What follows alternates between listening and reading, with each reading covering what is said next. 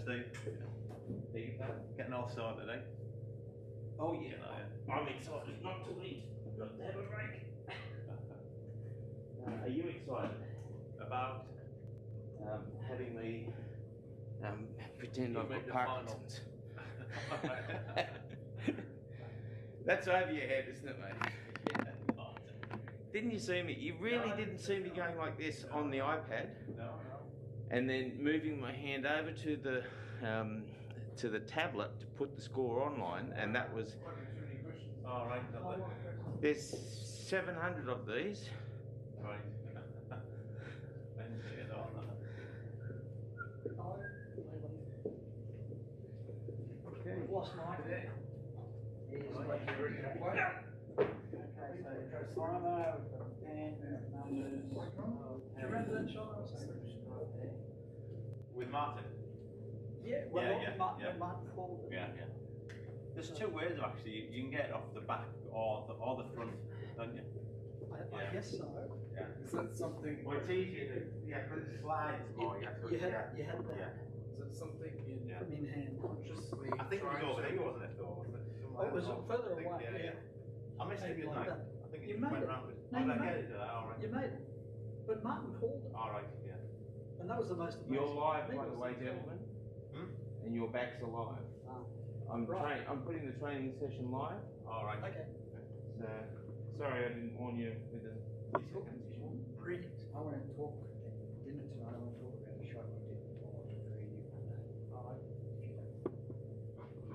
You want to show it now? I'll never forget it as long as I live. Come on, I'm sure. Now, then we can have it. Yeah. Question one. I'll never forget it, Vic. Yeah.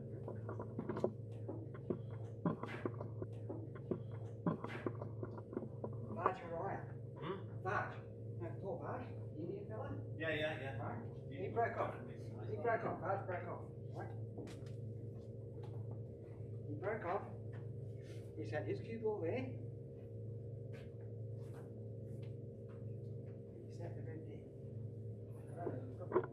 I'll never forget it. He walked away, quite happy, pretty safe break. He walked to the table.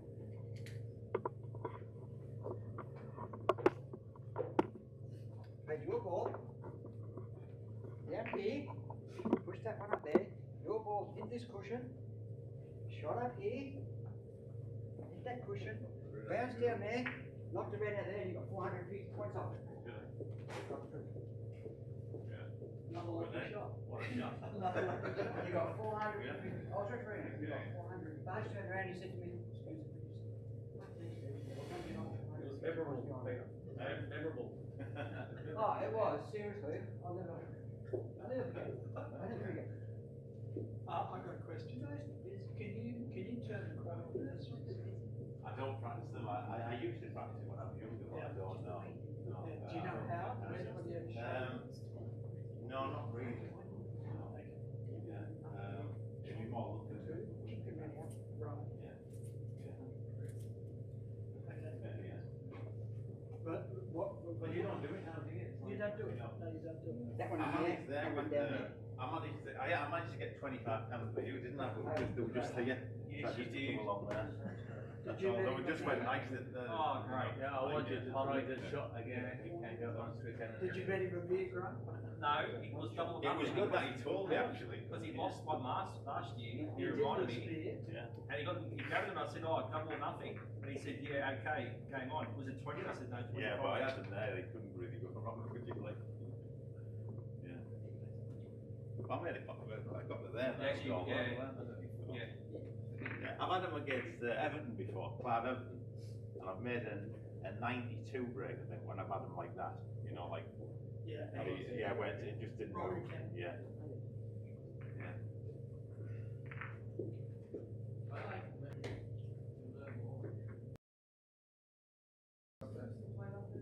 Well, we're still waiting on one. Oh, okay. We haven't started yet. Oh, mine. Part of the stars. It's us. You should have them. They don't have them in No, you Singapore. answer questions. I've got that, yeah. And because We might kick off the question and answer session. So if you've seen shots during the match or during the matches or any of the matches that were a bit of a mystery to you, we have our two experts, Michael Pearson, finalist, and Peter Gilchrist, finalist, to answer any of those questions, get them to replicate a shot you saw, maybe ask them a question about how they approach the game or the kind of things that they practice. Any question is reasonable, except their personal matters. That's all. But anything else is fine. So, I've got a question. yes. Can I ask the first question? How do you get to the final? Hottest tip. Say that again, sorry? How do you get to? How would you get to the final?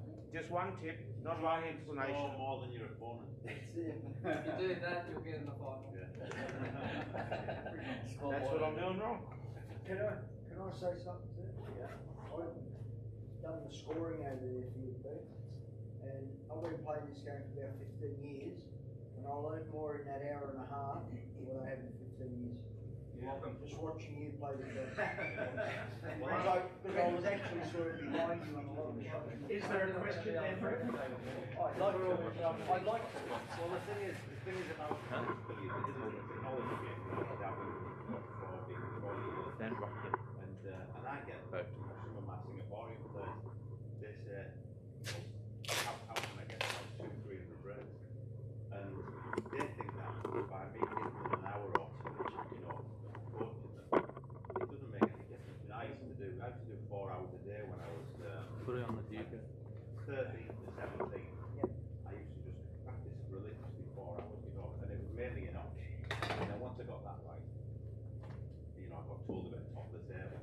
But it was mainly just watching players and like yourself there, saying that you watch me, that's all I did. So you watch and you see, but you can't just tell somebody how to be good. It just doesn't work like that. It does take a long time. And I was saying the other night, in 1989 I played Mike Russell in the final of the World Billiards Championship, one where I think Mike made it 400 and 500 break. And I look back at that video about 2 years ago. I just watched about an hour of it, and I was only 21. Mike was 20, and I was a complete novice. Yeah, we were in the final. Mike's shot selection wasn't that great either. But I'd get myself out of trouble playing pots. My potting was quite sharp, and I played quite a lot of snooker. And but I've been playing the game from 12 to like 21, so 9 years. I was in a world final. I just won the British Open as well. Was this in Lura? Just in Lura, yeah. Yeah, I was there. Yeah, so a month before I'd beaten Mike in the final of the British Open, my first professional tournament, and I was just so bad, but that was after 9 years of playing a lot, playing in tournaments, and I still even now think I'm still learning. Learning a little bit, I've been coming in on a morning with Roger, my chauffeur, and no, we've been discussing like stuff. Normally you can't, just full of knowledge, isn't he, about the game? And I'm like, listen, I think, well, that's quite good. And he mentioned something. I'm going to have a chat with him later. He mentioned something to me because a lot of players talk about the sight rights. The sight rights, which is your Nick Barrow's over a while, and he says that which is your preferred eye. And people say which is your dominant eye. And I just thought it was really interesting what Roger come up with the other day when he said that if something is coming from this direction, your preferred eye would be your right, because it's coming from your right hand side. And there's various shots on the table. If you come into the shot and the ball's here, you're coming in and it's on your left hand side. Or if you come from over here, it's on the right hand side. So you're using different ones.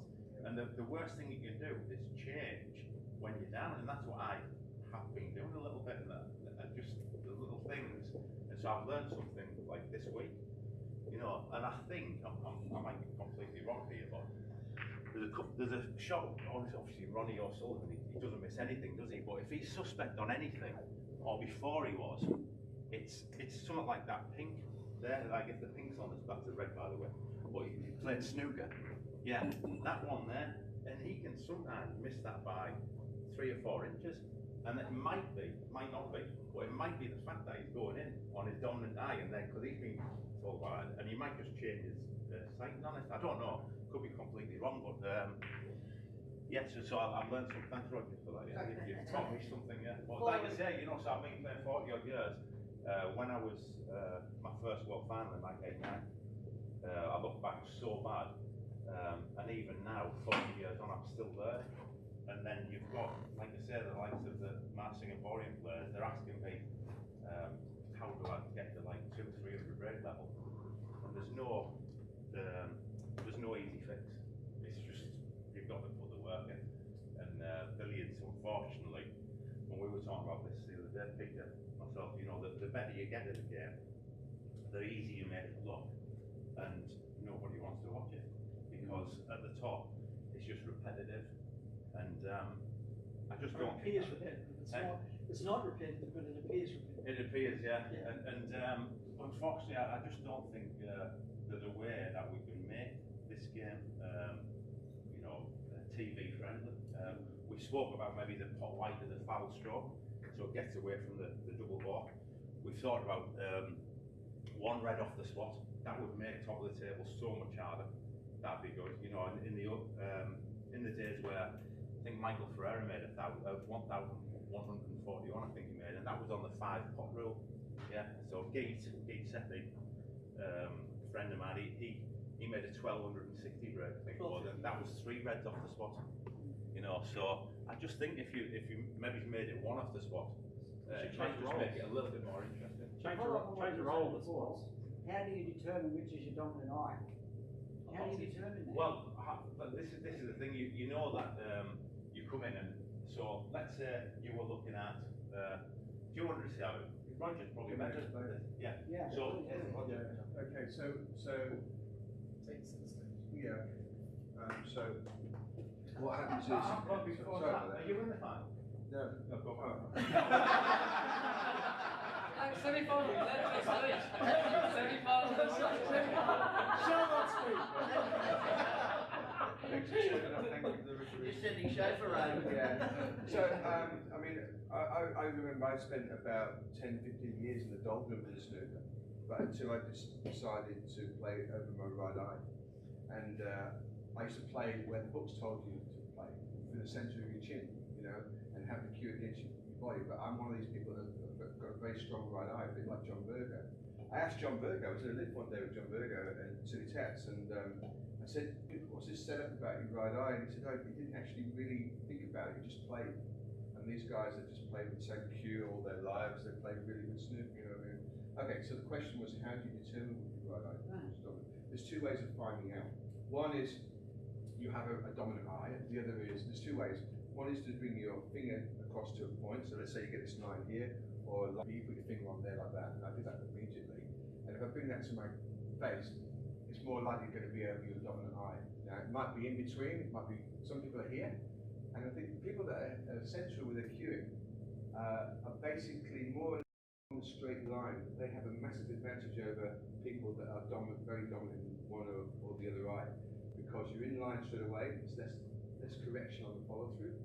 But one of the things that happens with your follow through, and the reason you pop balls, is because you send the cue where you're looking. So if you're cueing up the right eye, and you cue over here, you'll be over to this side. If you cue over your left eye, you'll be over to this side. Now you can actually make it go on a straight line, but you've got to use archery sighting. And the archery sighting is when you have an object and you just bring your hands in like that, and you bring it over an object and you just bring it back to your face, and it'll be here. So for archery sighting, my cue is here. But my right eye, being the stronger eye, wants to dominate and get into the line, so it fights it when it's down. And that's how you find out what your dominant eye is. So you've got 2 choices, and I've tried both. And for me, I'm offline with my right eye dominance, but it corrects on the follow through. And that's the importance of following through, and also looking at the target when you actually play the shot. Right? What happens, especially under pressure, if you're here, you bring the cue back perfectly, you set it through perfectly, but guess what? It doesn't correct. So the more perfect you try to be, the more you miss. Right? That's what happens under pressure. But if you know about that, you can, and I've worked a lot on that. You said if you get the cue on here, I can put the cue on here. I'll be slightly here, but I can follow through here, and the cue goes straight. That last bit goes straight because it goes to where I'm looking. To find out where your dominant eye is, you can do that. But as I said to Peter, if you bring the cue over here, you'll go to your archery sighting, which is from the left, or more or less both. So I can do this, go like that and be there, and it's here. And I can do this, and it's here. Right? But the right eye, the stronger eye, wants to take over the shot. Because we have a young guy, I say young guy, some guys here would know him, Luke Bradley from Bigcoat. Yeah. Right? He cues under here. Yeah. He's left ear dominant. Yeah. You know Luke? Very nice. People know Luke? He cues under here. Yeah. There's other factors too. Way underneath The his shape of chin, your isn't body it? is a factor, a big No, factor. yeah.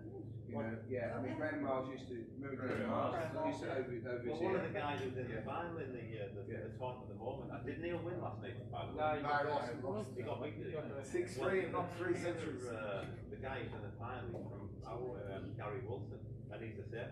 Yeah. Yes, he's left the dominant. Roger, Roger. You know Luke, yeah. Another one that I do, like I'm left eye dominant, so say that light fitting, if I point to the corner of the light fitting and close my left eye, Yeah. I'm actually over there somewhere. Yeah. Like if I close the right eye, I'm actually bang on the corner. Yeah. So that's how I know. That's so correct. you point, okay, that's the center of the corner, close an eye. Yeah, that's correct. But as I was saying Yeah. to Peter, sometimes you walk into the shot, especially if you follow the books where you're right-handed and you're walking in, sort of compromised, and you're coming inside on. You go forward with your left eye. And so now if you're right-eye dominant, you've got to do this.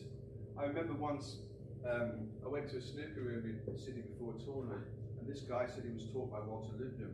At that stage, I just discovered I was right-eye dominant. I saw it in a Jack Carner book, talking about the lines and things, and I had a look at it myself. Anyway, this guy said, you need to play like Walter Lubnam.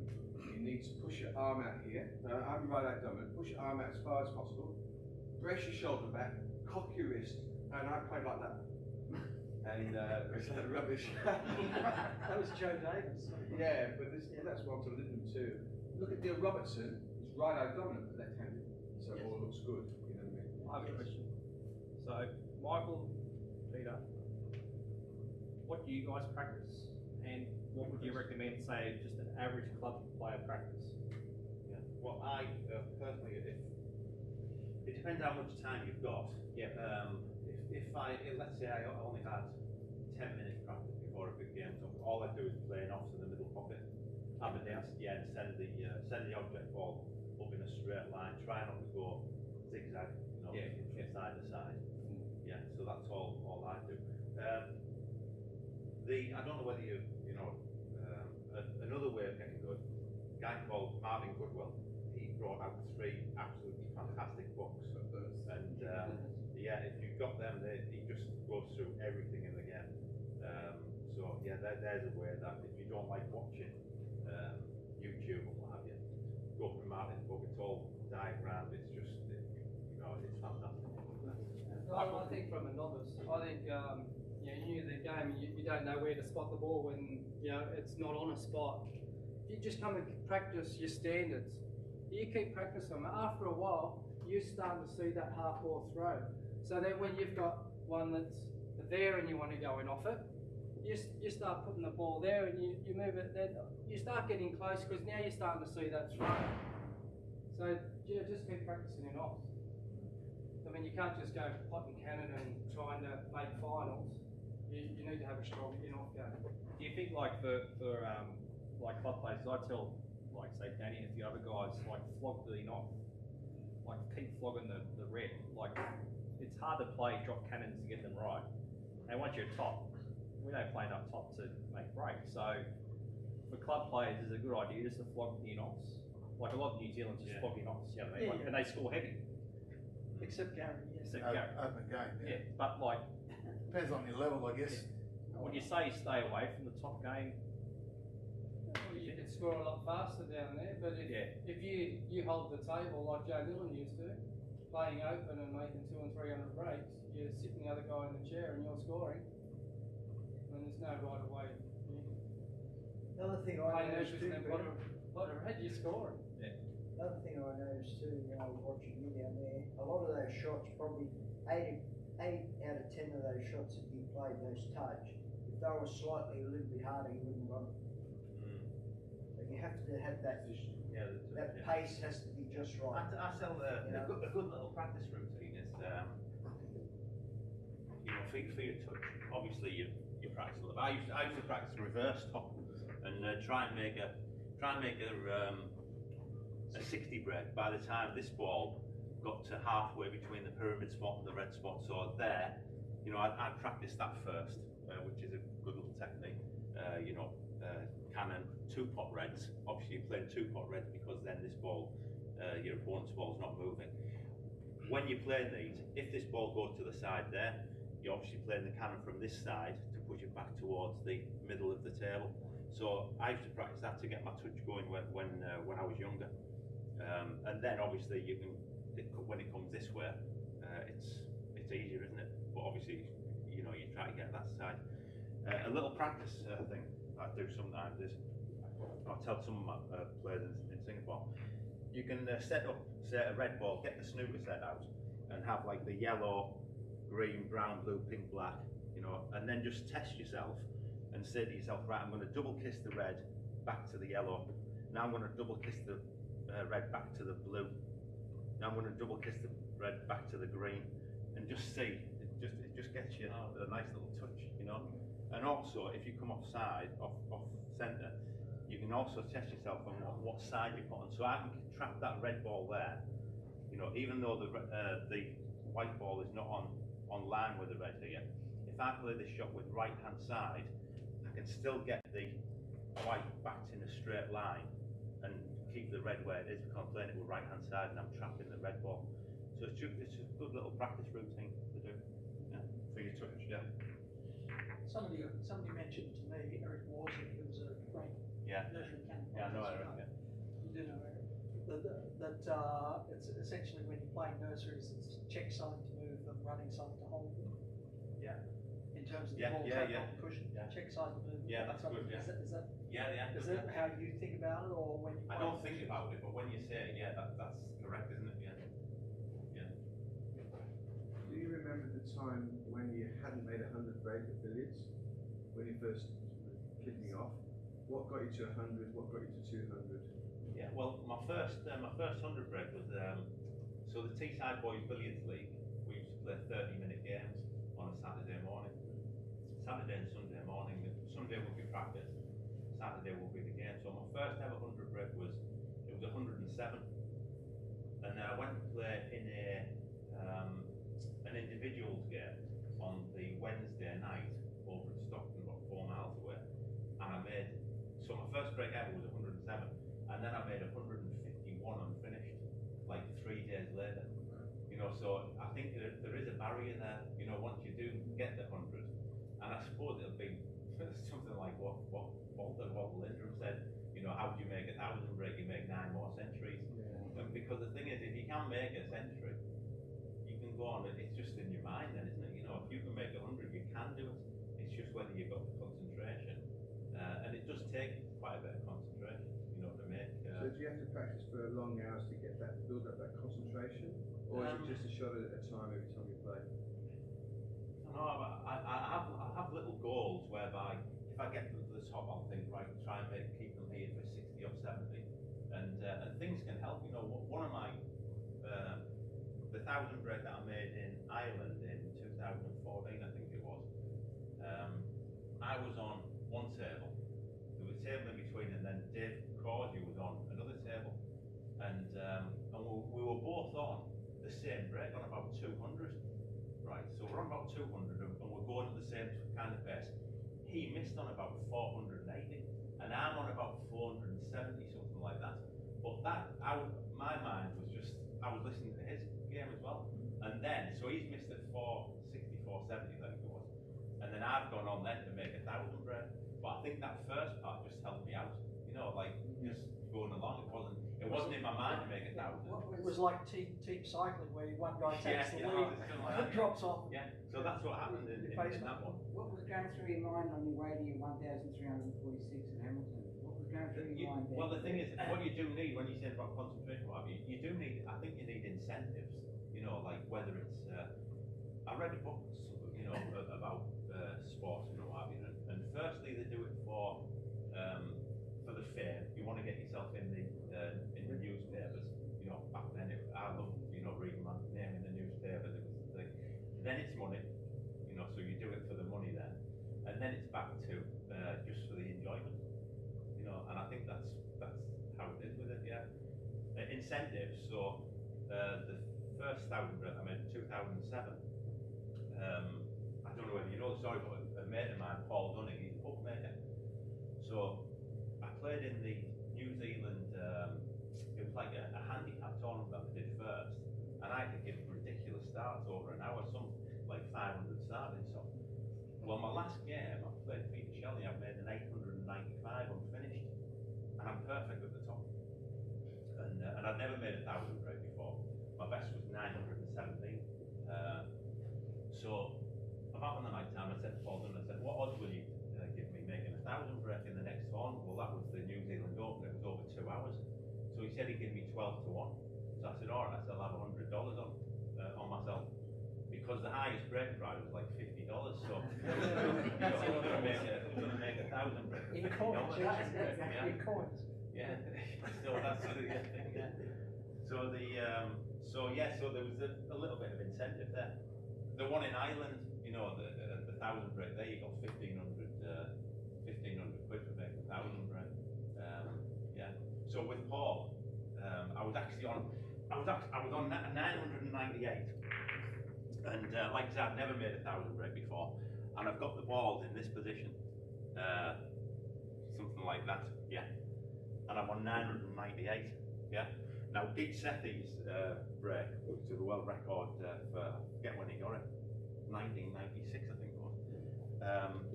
He made the record was 1,268, I think, 1,260 something. And so I'm on 998. I know I can play, I'm in hand. I know I can play an easy cannon for the 1,000, right? But if I do play it, I'm pushing this ball over here. If I play the cannon, so what I did, I played the in-off red for 1,001. The red comes perfect, you know, round here for the drop. I've dropped them down and went on to make the world record red. So you don't mind if I swear, do you? But, so I played this in-off red, and everyone's clapped. Obviously, I'm so happy. And all I heard in the background, Paul Dunn made. Bastard. So he's just lost 1,200. Can I ask you what sort of conditioning you need to make big breaks? Do you need to practice for 2 hours solid each time to condition yourself to make a break? Well, I don't really.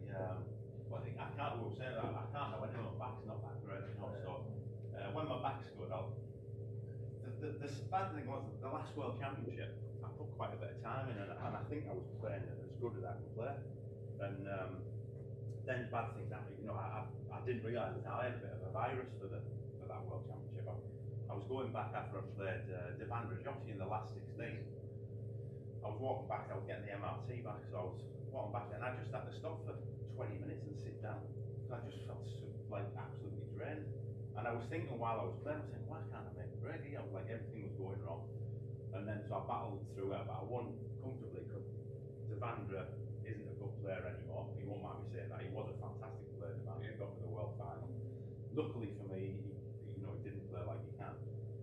Then the next day I got to play Ryan Mears, and you know, I should win comfortably. But struggled through, couldn't play. You know, Rob Hall didn't play very well against me.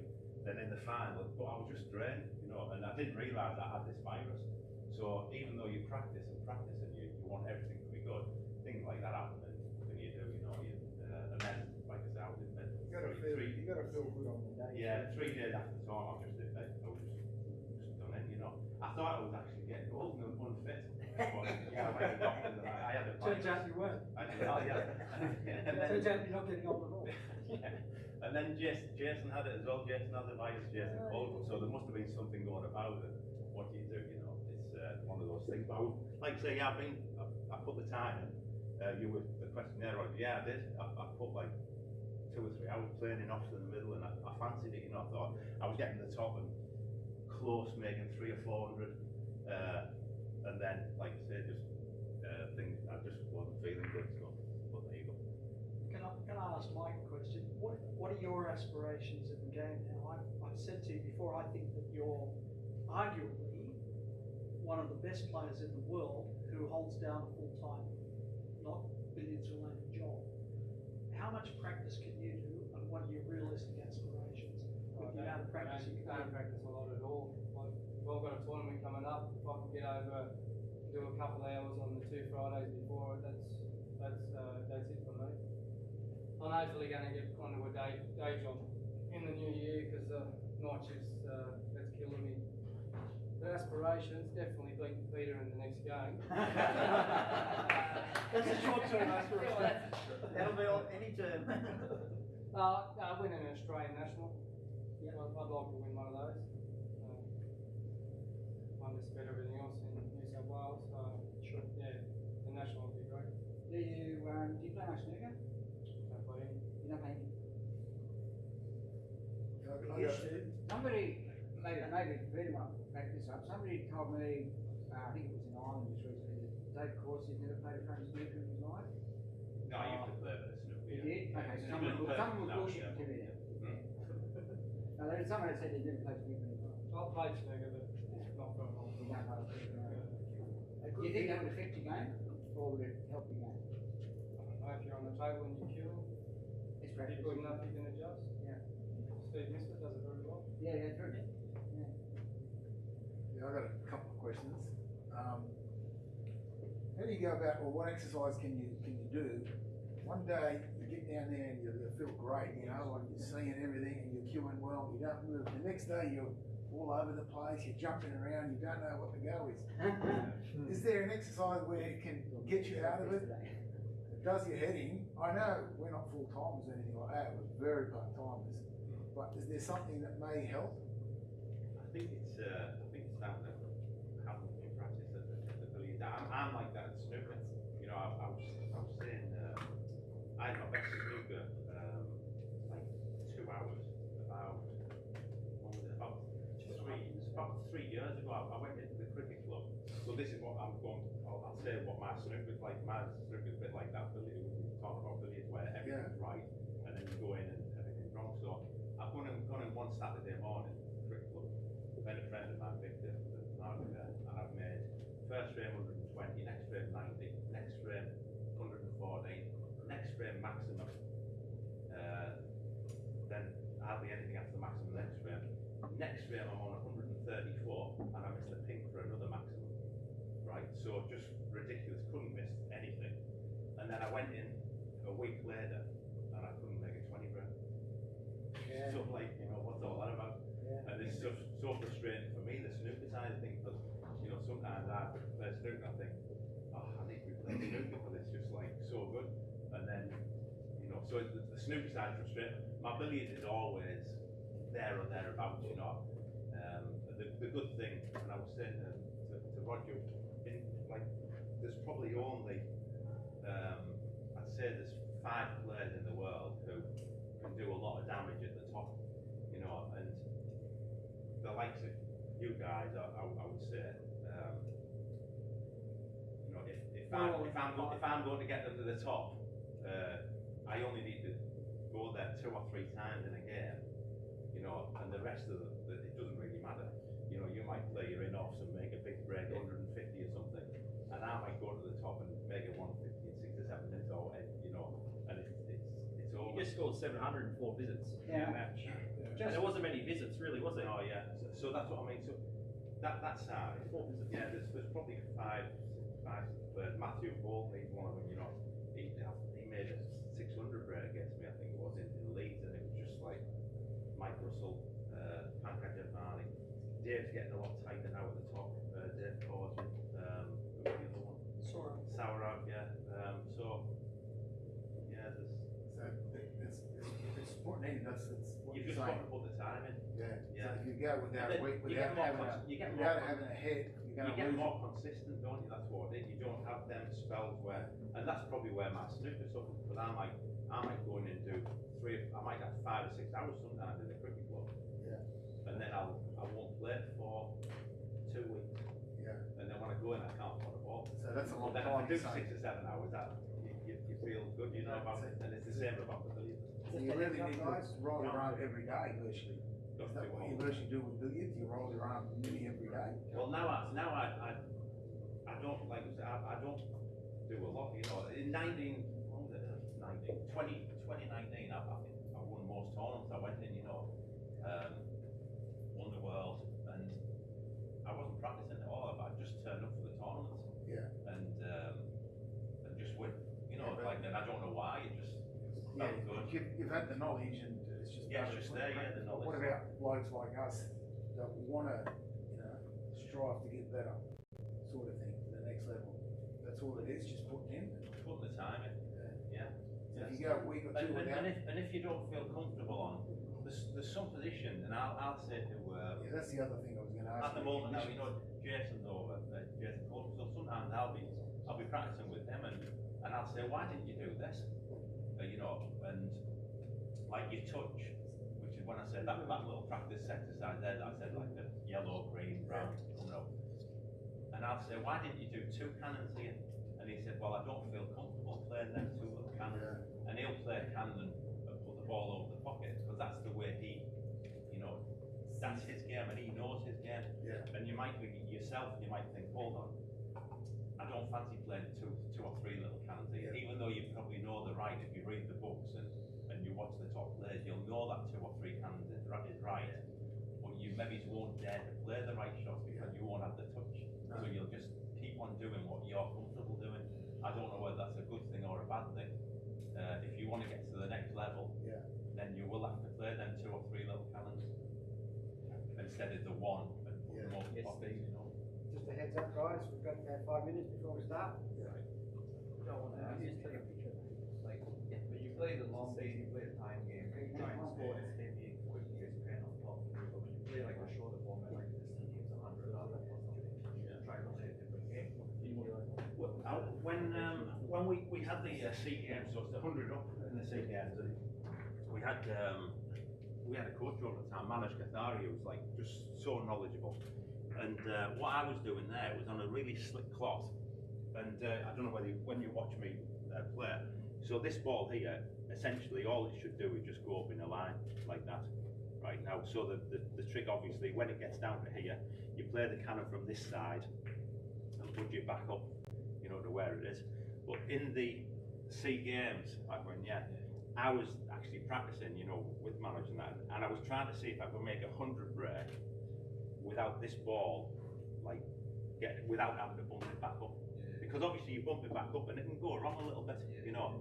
So that was so the 100 up, I was trying to do that, and maybe 3 out of 5 I could do that, you know, make 100, and obviously just be moving this just very slightly, and you can make that 100. So yeah, but then if I'm playing in the long game, I wouldn't think about that, you know.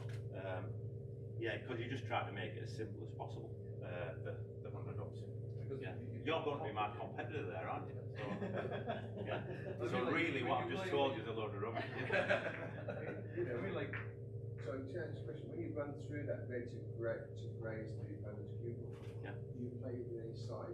Yes. So it doesn't sit. So running side. So it doesn't sit. So I turn off the ball. So you've got to do that. Yeah. So it goes on.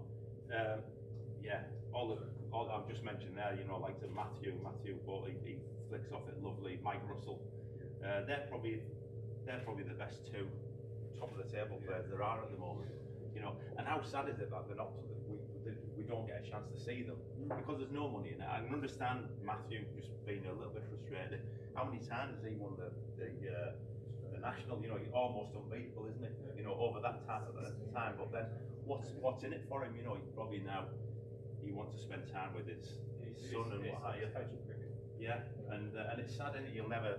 Like we were saying before, if there was maybe, I don't know, a tournament where there's 100 grand for the winner. How good Matthew is, how good Mike Russell is. You know, Chris Shutt, who was, for me, probably the best billiards player. He's now a manager of a car sales room, you know, but he made an 800 break against me years ago in a match, and it was just fantastic, you know. He'd won the World Championship a couple of times, but there's no money there, so what's the point? Do you hold a It's a record hobby. for half an hour game or something? Yeah, Chris Shot, yeah. Yeah, he's 500 and something, didn't he? Yeah. But he was, just so good. But, and the thing is, I saw him, he played in a little invitation tournament about 2016. Because he hadn't played for a while, he turned up, he couldn't make a 30 grand. You know, but everyone knows how good he is. Now, the thing is, why would he want to practice for that? The tournament, I think the winner got a couple of £100. So why would he want to put in, he'd have to do maybe 20, 30 hours to try and win £200. 20 or 30 hours in this as a manager of a car showroom, he probably gets 3 or 4 grand. You know, so you've got to wake up. You know, and unfortunately now the game it's a hobby for, you know, the players. And like in the past, people saw, you know, Lindrum, you know, making a 4,000 break and 1,000 breaks. I honestly think the likes of, you know, Mike Russell, if you had the long format games on the championship tables now, I think he's made a 2,000 break in practice, and that's the balk line crossing. So, you know, who's to say if there was the money there, he could maybe make 2,000 to 3,000 breaks. How good could Matthew be? Matthew could maybe make the 1,000s, 2,000s. You don't know. But what's the incentive? There's no incentive, is there?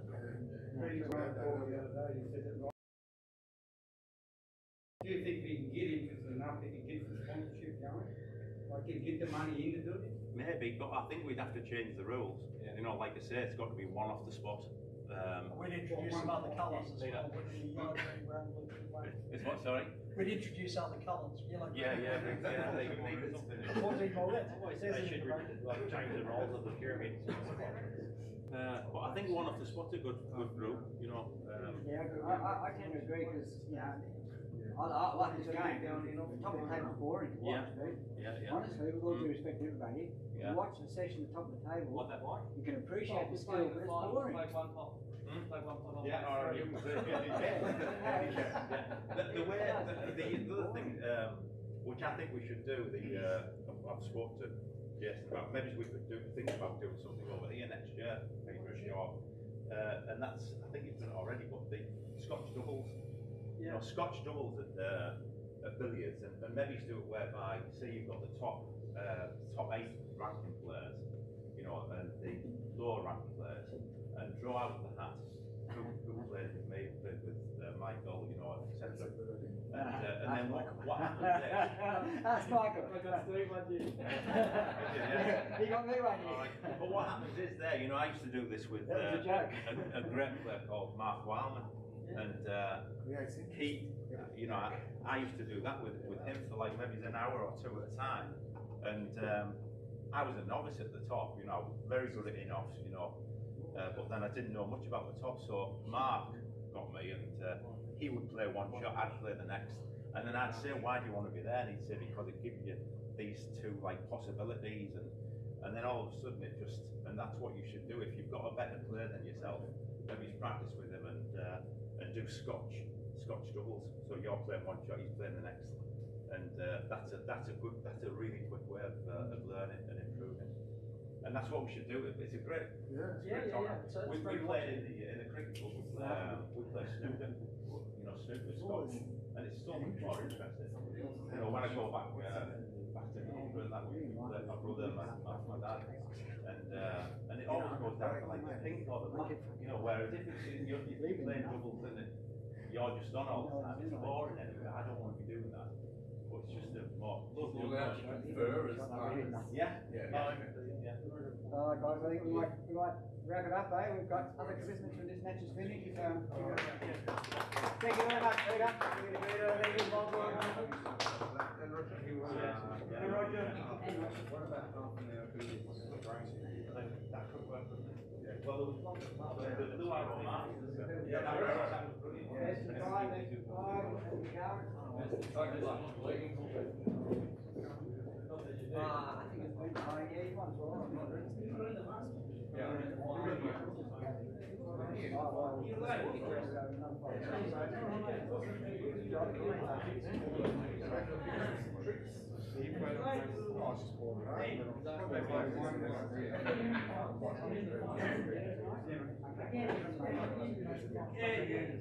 Make a big deal, please. get rugby first. I think the break up. I think the